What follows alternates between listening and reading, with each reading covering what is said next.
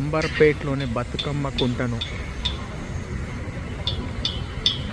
తిరిగి బతుకమ్మ కుంటగా మార్చాము అని హైడ్రా చెప్తుంది.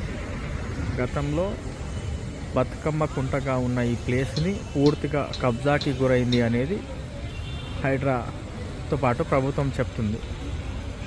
ఇప్పుడు బతుకమ్మ కుంటను తిరిగి పునరుజ్జీవంలో భాగంగా దీన్ని టేకప్ చేశాము, పూర్తి స్థాయిలో దీని రూపురేఖలు మార్చాము అనేది హైడ్రా కమిషనర్ రంగనాథ్ చెప్పేటువంటి ప్రయత్నం చేస్తున్నారు. దాదాపుగా 7.5 కోట్ల రూపాయలతో ఈ బతుకమ్మ కుంటను తిరిగి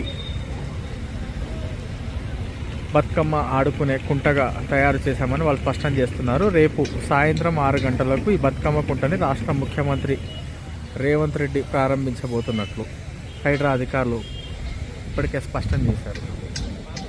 ఎంత అందంగా బతుకమ్మ కుంట తయారైందో మనం ఈ దృశ్యాలు చూస్తే అర్థం చేసుకోవచ్చు.